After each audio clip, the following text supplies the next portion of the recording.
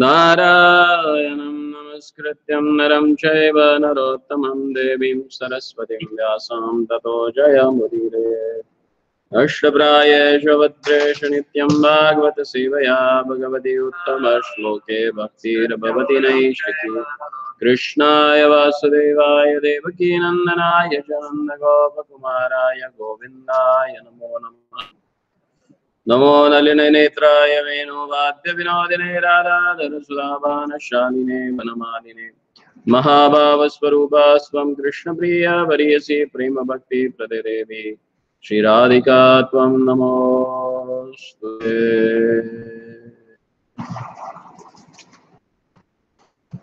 Reading from Bhagavad Gita, chapter 2, text number 18.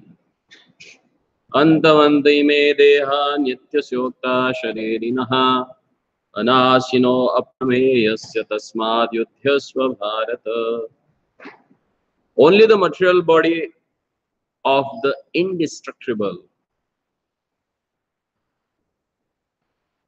immeasurable and eternal living entity is subject to destruction. Therefore, fight, O descendant of Bharat. The material body is perishable by nature. It may perish immediately, or it may do so after 100 years. It is a question of time. There is no chance of maintaining it indefinitely. But the spirit soul is so minute that it cannot even be seen by any enemy, to say nothing of being killed. As mentioned in the previous verse, it is so small that no one can have any idea how to measure its dimension. So from both viewpoints, there is no cause of lamentation, because the living entity can neither be killed as he is, nor can the material body, which cannot be saved from any length of time, be permanently protected. The minute particle of the whole spirit acquires this material body according to his work, and therefore observance of a religious principle should be utilized. In the Vedanta Sutras, the living entity is qualified as light because he is a part and parcel of the supreme light. As sunlight maintains the entire universe, so the light of the soul maintains this material body. As soon as spirit soul is out of this material body, the body begins to decompose. Therefore, it is the spirit soul which maintains this body. The body itself is unimportant. Arjun was advised to fight and sacrifice the material body for the cause of religion. Om Ajnanatimirandasya Jnananjana Chakshurunmilitam Yena Tasmai Shri Gurave Namaha. Sri Chaitanya Manobhishtam Sthapitam Yena Bhutale Swayam Rupa Kadamayam Dadati Swapadantikam. Vandeham Shri Guru Shri Yudapadakammalam Shri Guru Vaishnavancha Shri Rupam Sagrayatam Sahagana Raghunatham Vitam Tam Sajivam Sadvaitam Savadhutam Prijanasahitam Krishna Chaitanya Devam Shri Radha Krishna Padan Sahajana Lalita Shri Vishakha.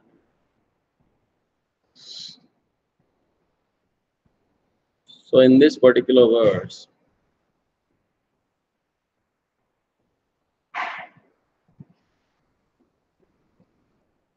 it is explained about the body that it is perishable.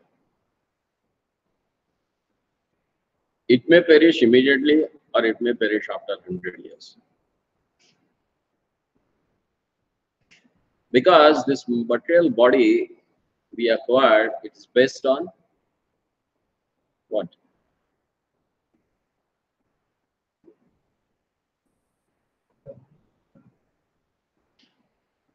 Hmm?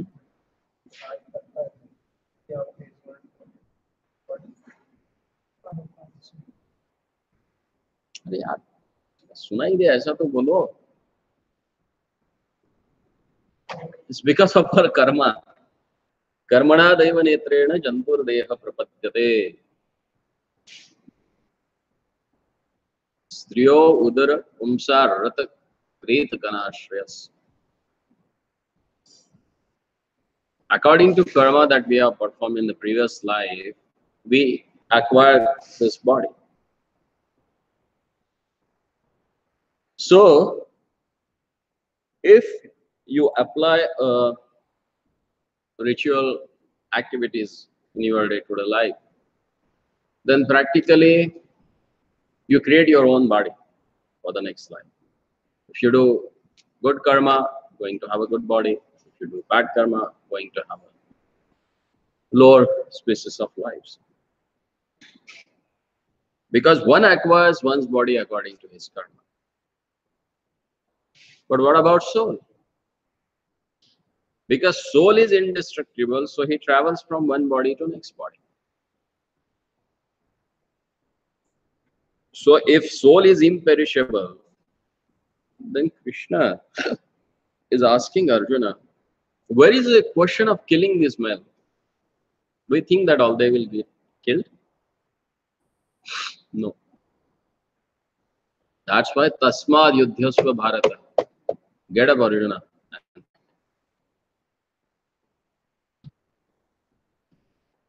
Now we can understand that how does this verse help Arjuna to overcome the lamentation and material compassion.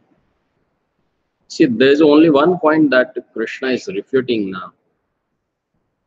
From 11 to 31, from text 11 of second chapter up to 31, Krishna is refuting only one point or one argument that Arjuna has put forward, that is compassion.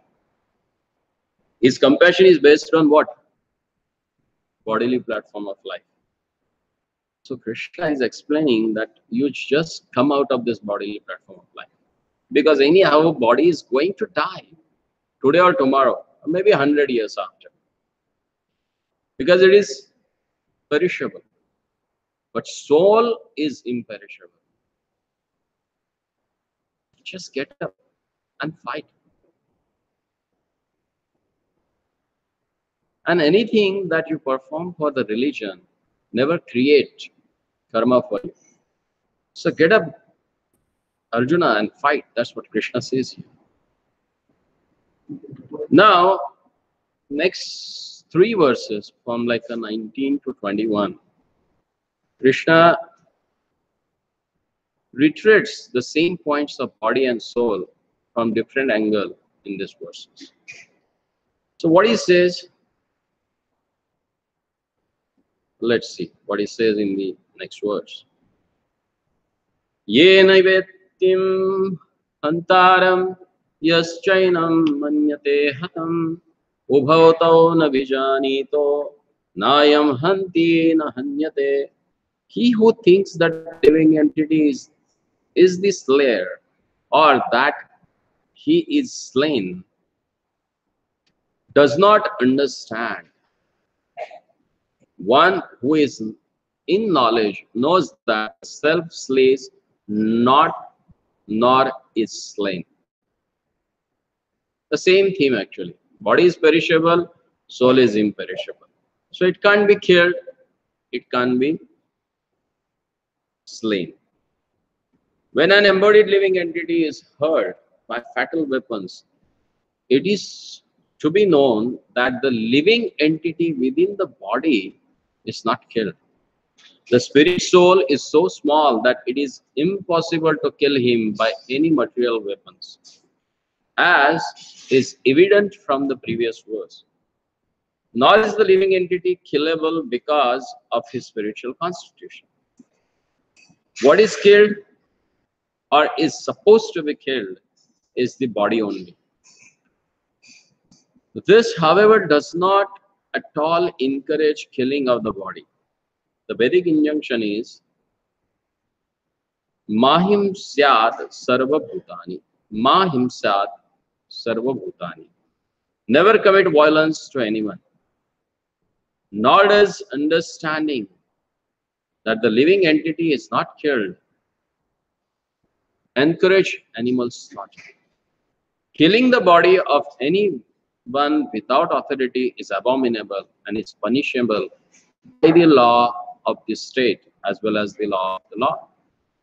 Arjun, however, is being engaged in killing for the principle of religion and not whimsically. So again, one more point that Prabhupada has cleared here, that Arjuna is not killing them whimsically. Like nowadays, soldiers, they also fight. But it's not for religion. They do it whimsically. They get order from the chief minister or prime minister or president of the country, and they start fighting. But it is not based on religious purpose or religion. So this will cause him karma. But Arjuna is being engaged in killing for principle of religion. Then the next verse, Lord says, "Na jayate mriyate va kadachin nayam bhutva vita van bhujaha ajo nityo shashvatoyam purano na hanyate hanyamane sharire." Now the further characteristics of soul has explained here. Na jayate mriyate va kadachin nayam bhutva vita van bhujaha.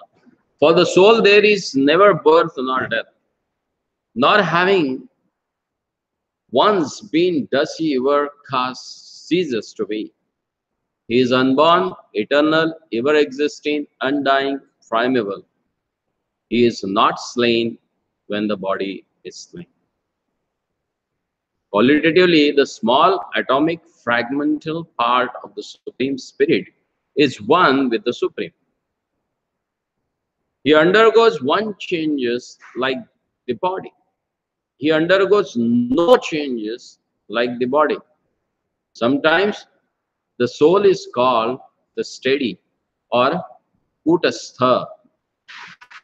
The body is subjected to the 6 kinds of transformations. It takes its birth in the womb of the mother's body, remains for some time, grows, produces some effects, gradually dwindles, and at last vanishes into oblivion.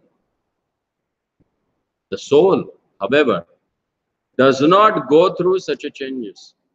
The soul is not born, but because he takes one material body, the body takes its birth. The soul does not take birth there, and the soul does not die. Anything which has birth also has death. And because the soul has no birth, he therefore has no past, present, or future. He is eternal, ever existing, and primeval. That is, there is no trace in history of his coming into being. Under the impression of the body, we seek the history of birth, etc., of the soul. The soul does not at any time become old as the body does. The so-called old man therefore feels himself to be in the same spirit as in his childhood or youth. The changes of the body do not affect the soul. The soul does not deteriorate like a tree, nor anything material. The soul has no byproduct either. The byproducts of the body, namely children, are also different individual souls.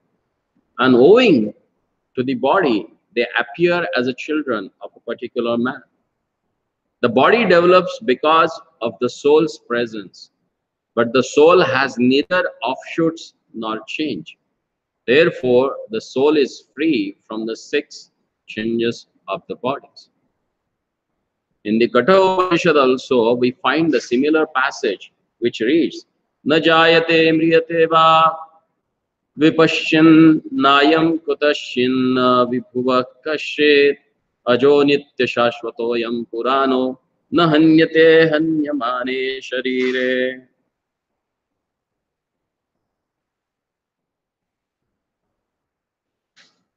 The meaning and the purport of this verse is the same as in the Bhagavad Gita, but here in this verse there is no special word.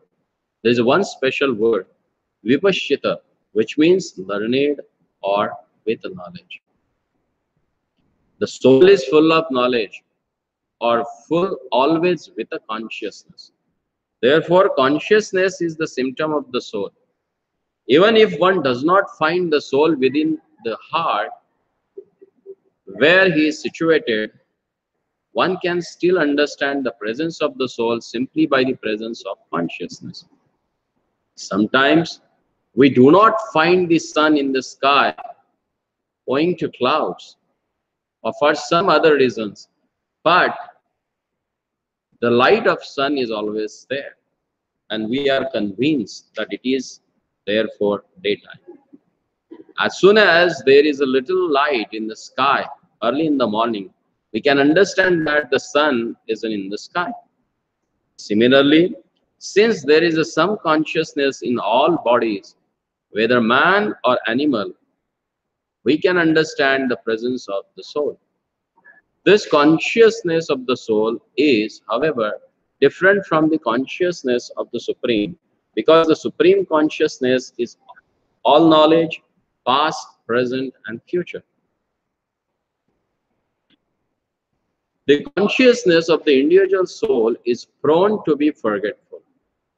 When he is forgetful of his real nature, he obtains education and enlightenment from the superior lessons of Krishna. But Krishna is not like a forgetful soul. If so, Krishna's teachings of Bhagavad Gita would be useless. There are two kinds of souls, namely the minute particle soul, Anu Atma, and the super soul, the Vibhu Atma. This is also confirmed in a Katha Upanishad in this way. Anoraniyan mahato mahiyan atmasya jantor nihito guhayam tam akruto pashyati vid shoko dhatuhu prasadan mahimanam atmanah.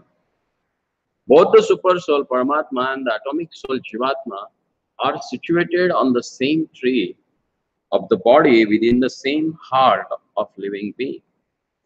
And only one who has become free from all material desires as well as lamentation can, by the grace of the Supreme, understand the glories of the soul.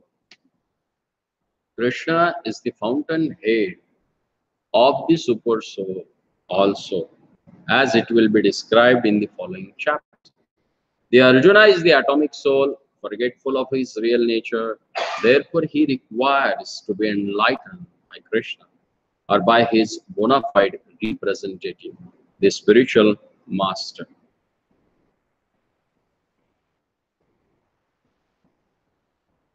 So here, Lord explains that na jayate mriyate va kadachin nayam bhutva bhutavan ajo nitya shashvatoyam.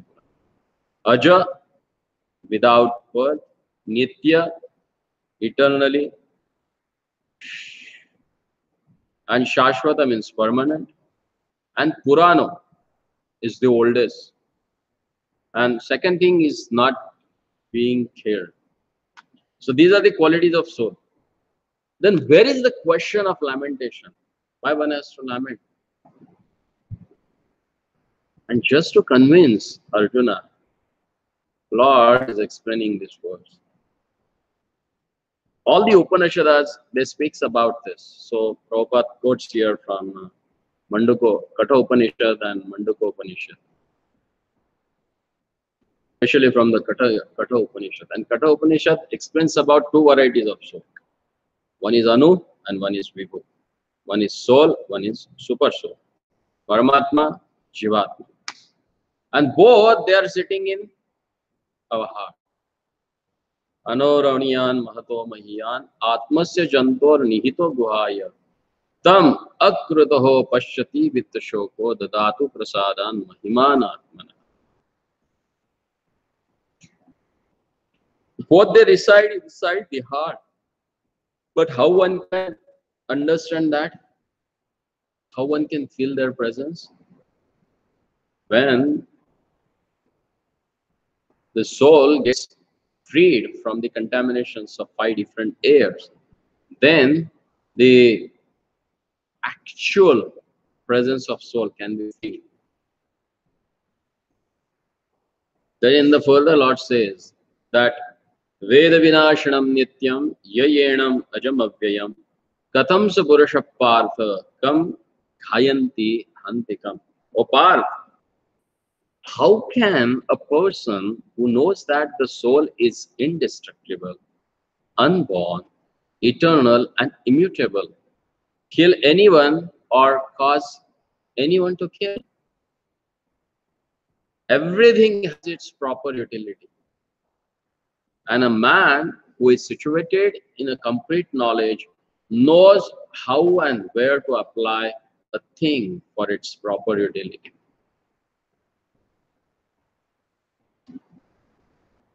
Similarly, violence also has its utility, and how to apply violence rests with the person in a knowledge.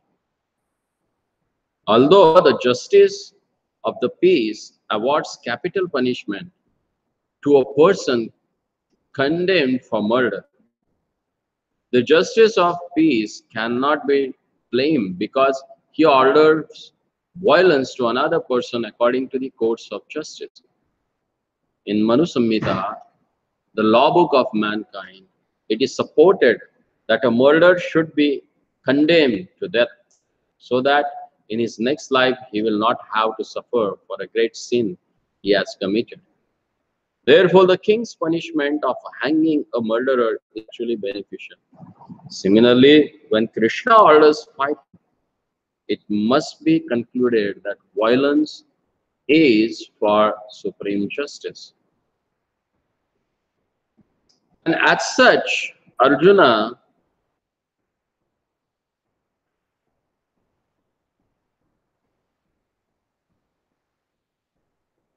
should follow the instruction, knowing well that such a violence committed in the act of fighting for Krishna is not violence at all, because at any rate the man, or rather the soul, cannot be killed.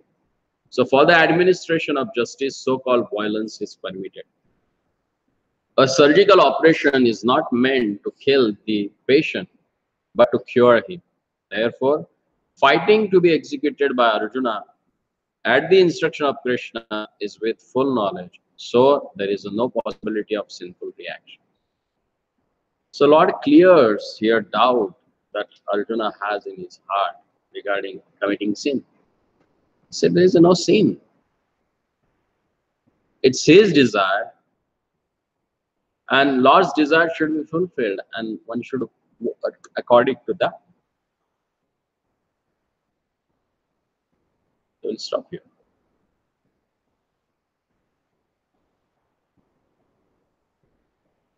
क्या पढ़ना है after you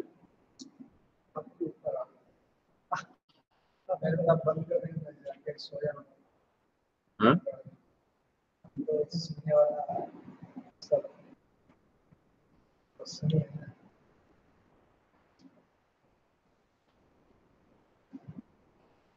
See, main thing that we have to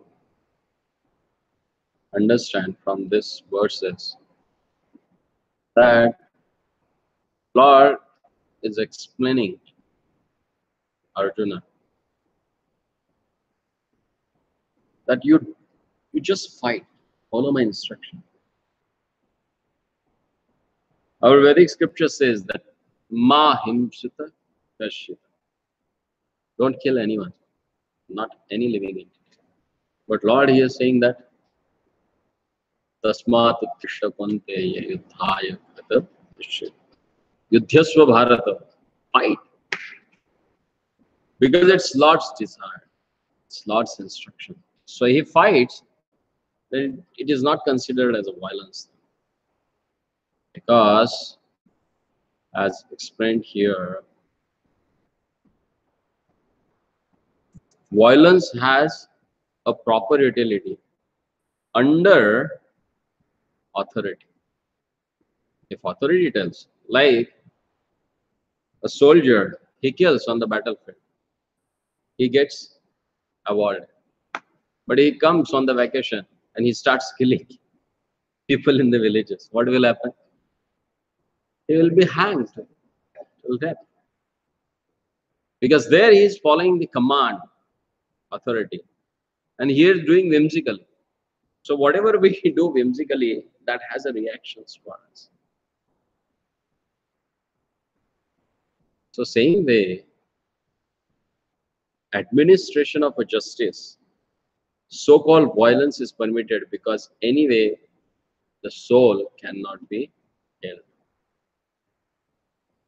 As sometimes king, he gave a death sentence to the murderer.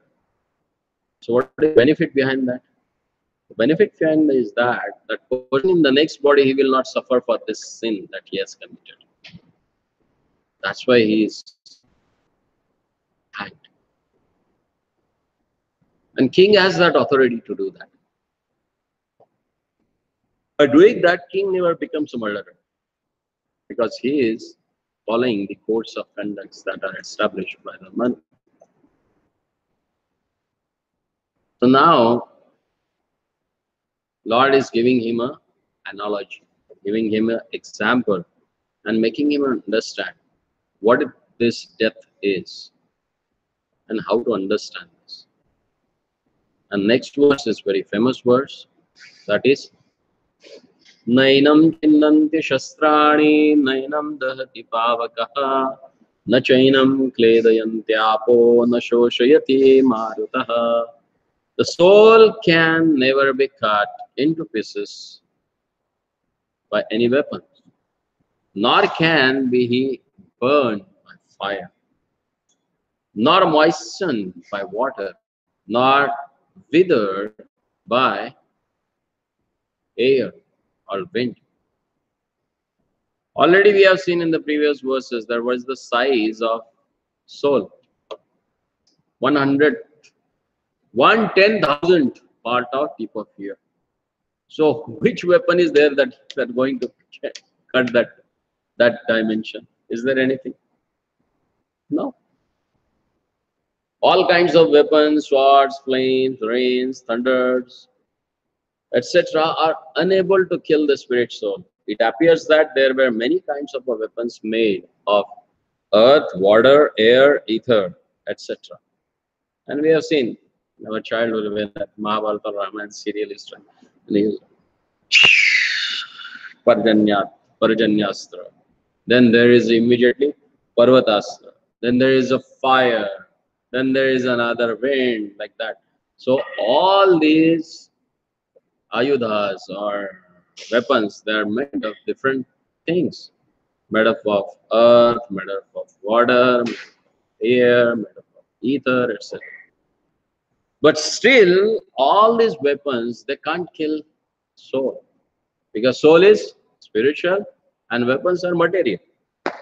They are made up of material elements. And soul being a spark of the Supreme Personality of the Godhead, or part and parcel of the Supreme Personality of Godhead. So as Lord is eternal, soul is also eternal. So it can't get killed by anything. Even the nuclear weapons of the modern age are classified as fire weapons. But formerly there were other weapons made up of different types of material elements.